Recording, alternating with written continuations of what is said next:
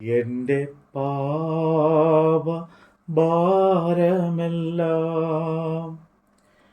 തൻ്റെ ചുമലിൽ ഏറ്റുകൊണ്ട്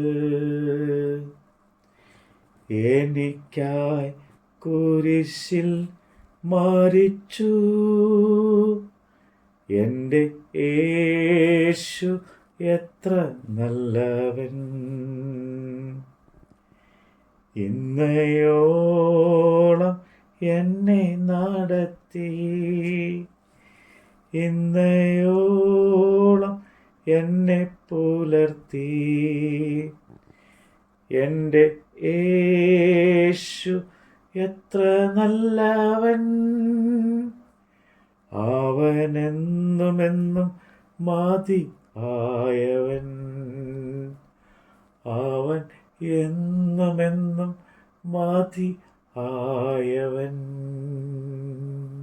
അപ്പോസ്തലനായ പൗലോസ് കൊരിന്ത്യർക്ക് എഴുതിയ 1 ലേഖനം അധ്യായം 5.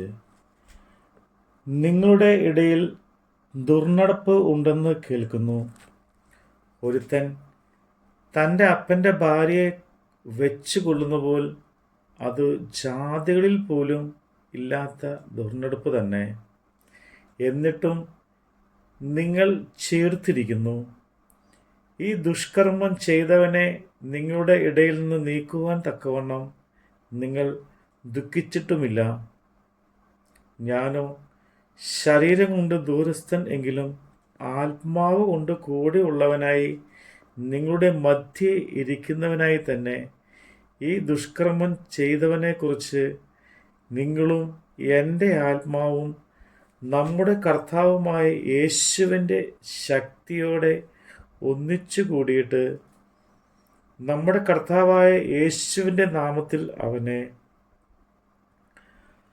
ആത്മാവ് കർത്താവായ യേശുവിൻ്റെ നാളിൽ രക്ഷിക്കപ്പെടേണ്ടതിന് ജഡസംഹാരത്തിനായി സാത്താനെ ഏൽപ്പിക്കണം എന്ന് വിധിച്ചിരിക്കുന്നു.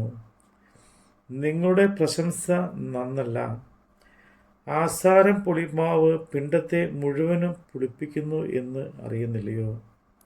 നിങ്ങൾ പുളിപ്പില്ലാത്തവരായിരിക്കാൻ തക്കവണ്ണം പുതിയ പിണ്ടം ആകേണ്ടതിന് പഴയ പുളിമാവിനെ നീക്കിക്കളവിൻ. നമ്മുടെ പെസഹ കുഞ്ഞാടും അറുക്കപ്പെട്ടിരിക്കുന്നു, ക്രിസ്തു തന്നെ. ആകയാൽ നാം പഴയ പുളിമാവ് കൊണ്ടല്ല, തിന്മയും ദുഷ്ടതയുമായ പുളിമാവ് കൊണ്ടുമല്ല, സ്വച്ഛതയും സത്യവുമായ പുളിപ്പില്ലായ്മ കൊണ്ട് തന്നെ ഉത്സവം ആചരിക്കാം. ദുർനടപ്പുകാരോട് സംസർഗം വരുത് എന്ന് ഞാൻ എൻ്റെ ലേഖനത്തിൽ നിങ്ങൾക്ക് എഴുതിയിട്ടുണ്ടല്ലോ. അത് ഈ ലോകത്തിലെ ദുർനടപ്പുകാരോടോ അത്യാഗ്രഹികളോടോ പിടിച്ചുപറിക്കാരോടോ വിഗ്രഹാരാധികളോടോ അരുത് എന്നല്ലല്ലോ.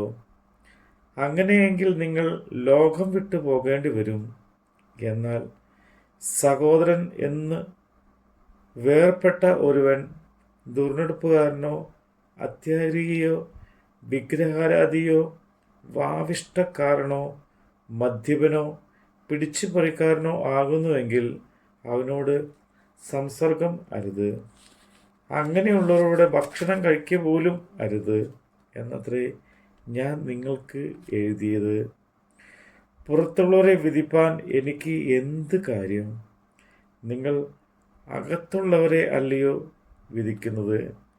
പുറത്തുള്ളവരെ ദൈവം വിധിക്കുന്നു.